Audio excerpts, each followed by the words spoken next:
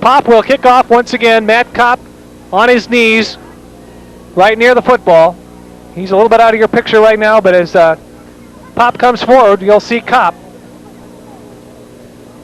And there he is. And this time they kick it high and deep. And it's fielded down there by Niles. And up the field they come, and they're going to be stopped on about the 35-yard line. That's Carnell Campbell in number 22. And he's stopped by Norman. And also Darren Canerva.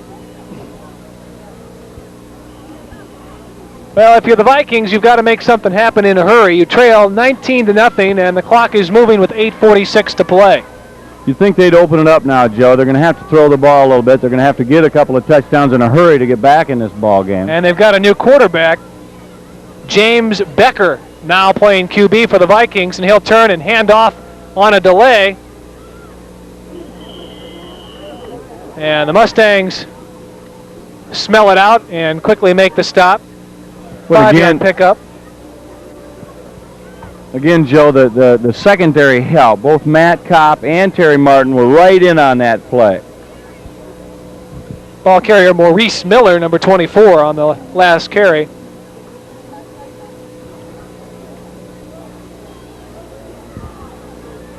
Gathright still at fullback for the Vikings, and now Miller operating out of the tailback, and a new quarterback. And he'll turn and give the ball again to Miller, and Miller will slip forward for a couple of yards.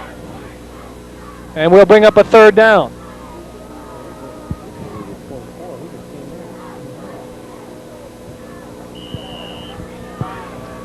You wonder, Joe, if Brawley is hurt. He's sitting over on the bench. He's not being attended to by anybody. He's got his hat off, and or whether just Coach Davidson thought that maybe just shake it up a little bit and put somebody new in. I think that's exactly what he thought. Becker is a sophomore, getting some good game experience. He's 5'10". He'll turn and hand off to Gathright, and Gathright is tripped up at the line of scrimmage, but battles forward for the additional yardage, and I think the first down.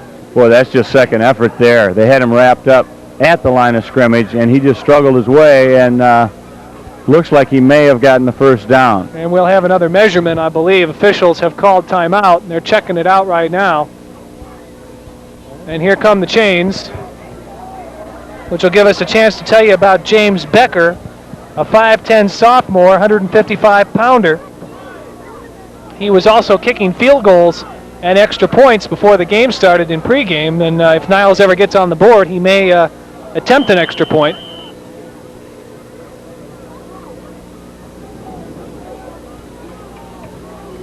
He gets the play from Brett Kasarik, number 36, as Niles will shuttle it in, and they do have a first down on their own 46.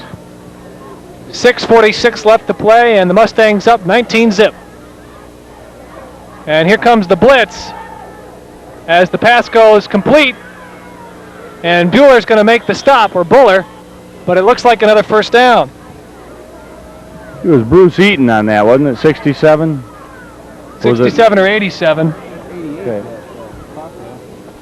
And the reception made by Jeffrey O'Connor, number 88, checking into the ball game, 6'2", 190-pound junior. And he does pick up a first down. It was the first pass by Becker, and it was right on the money. Right on the money. Little square out. And the Vikings now have something moving. And they'll pitch to Miller. And he'll cut back inside across the 40 down to the 38-yard line. And he's wrapped up by Dave Kalinsky. Doug Roberts will check back into the Mustang defense along with Polderman. Hinkland comes out. Ruers comes in. Wholesale changes for the Vikings, or for the Mustangs rather. Putting that starting defensive unit back in the ball game.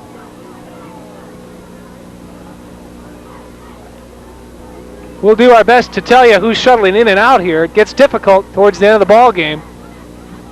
Becker, the quarterback for Niles. 2nd and 4. He'll give it inside, and I believe a fumble. He hung on to the ball, Joe. Somebody was trying to strip it out, and I think he had it kind of low, almost down to his knees as he was hanging on to it. They did get the first down, however. Aaron Koffel, I believe, 32 on that last carry. as Kasarik checks back in with the play. 1st and 10 for Niles at the Mustang 32. Clock running just over 5 minutes to play in the ball game. They'll pitch it wide to Miller. He'll cut it back inside. Pick up close to 5 before he's wrapped up. Polderman in on the stop. Joey had Buller coming up again to help turn that inside. However, it was a 5-yard gain like you mentioned. We meaning Portage Central, they're not quite getting the pursuit they had earlier in the ball game when your defensive backs are making many more of the tackles. Bruce Eaton also in on that last stop. 2nd and 6, give Miller 4. And this time, nothing doing, as O'Keefe is racked up instantly. There was Eaton again in there on a blitz situation, something that was just right for the particular play and everything, where Niles was running the ball a little bit, and all of a sudden Bruce Eaton slips in there and puts him right back. And Pat Mead was the ball carrier. 3rd and 8 now, critical 3rd down for the Vikings. See if Becker will put it up or keep it on the ground. And he does drop the football and has to go back and jump on it. And he'll lose 2 or 3. Looked like he might have wanted to roll out perhaps on a reverse pivot rollout, and he just lost the handle. He may just have been a little bit of a hurry getting out from under the center. He didn't quite have the handle on the ball as he turned around, Joe. 4th and 12, and I would imagine that Niles would go for it with 3 minutes and 30 seconds and running left to play in the ball game, and they trail by 19. But I guess I'm not coaching, am I? We can watch for a fake here too, Joe. There's a lot of different things that Niles could do out of that situation. They'll get their quarterback off the field, and they will punt it. And fair catch being called for, and the ball will roll into the end zone. It'll be a touchback, and Portage Central will have it on their own 20. Portage Central had the punt block on that time, Joe, and they almost got to the ball. It was a lot of hustle. You saw if the camera stayed on that, a little bit of a shuffle in the kicker falling down, but the referee was right there, and he was not knocked down. It was more of a little bit of an act. Well, let's watch and see if Coach Knight makes some changes offensively, and I think he's going to, but his quarterback will remain the same. His son, Dan Knight. Taking some of the big guys out of the line a little bit. Give some of the other, and when I say big guys, they are big guys, but the people he puts in there afterwards are also pretty large people. Yeah, we'll find out as quickly as we can. Mustangs keep it on the ground up the middle. And I think that's Kurt Johnson, number 32, who's checked into the lineup at fullback.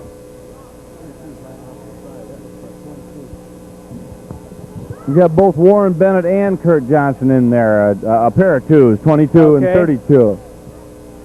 They don't lose a whole lot, Joe, with either one of those backs. Bennett's a senior, 5'10", 152, and Johnson is a junior at 6'2", 180 pounds. 2nd and 7, they give Bennett 3 yards on the carry. And they'll read the option again. Knight will hand it off again. And I think Bennett will carry it again. No, they're going to tell me it was Kurt Johnson. Kind of hard to see when they run the ball over across the way on the other side of the field. And there's a lot of twos on the jerseys. Kurt Johnson did an excellent job last week. Coach Knight's real high on him, too. Is very comfortable just slipping him right into the offense at any place on the field and in any situation. Well, he's out of the game right now. Let's see if my vision improves any. 3rd and 4 for the Mustangs. Knight handling the ball, and he'll pitch it back.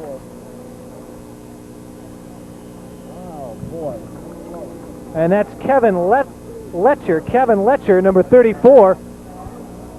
And in on the stop is Jeffrey O'Connor for Niles.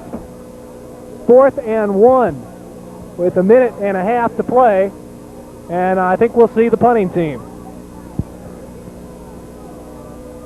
Kevin Letcher is another young man.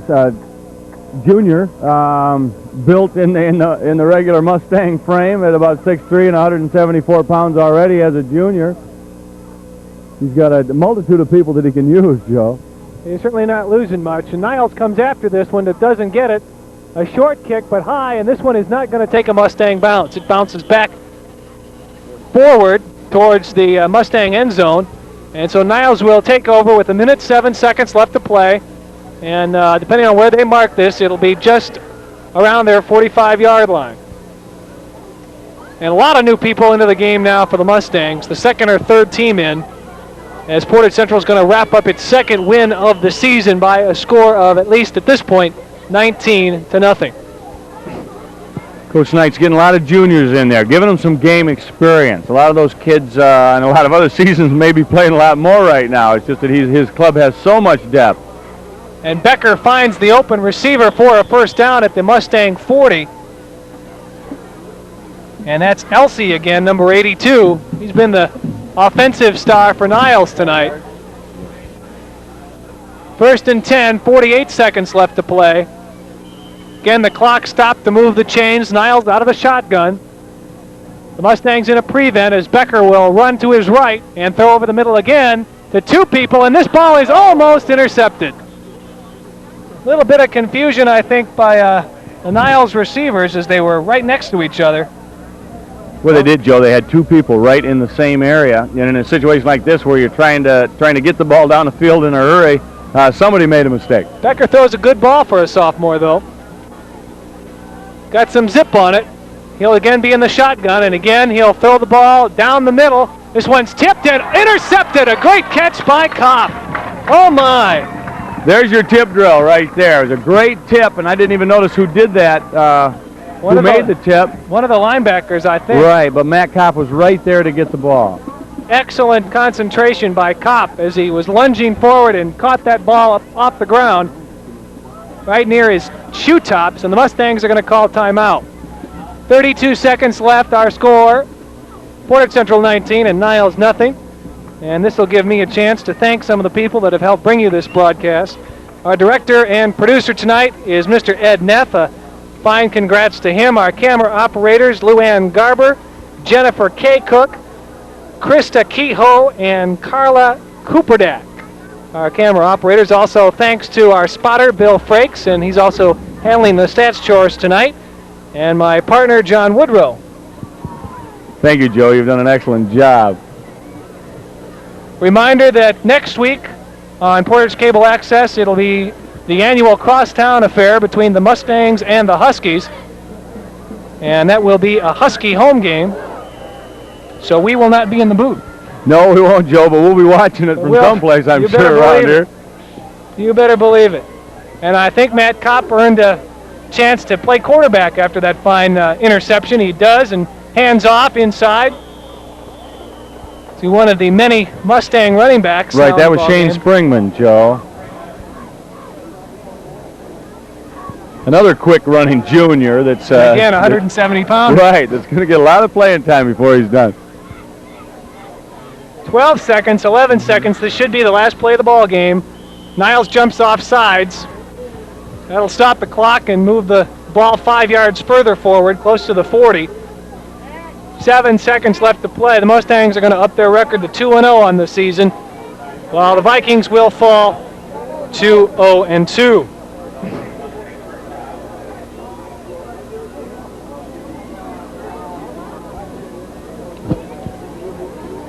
Mustangs battle Northern next, and then will be home to face Loy-Norix on the 25th of September.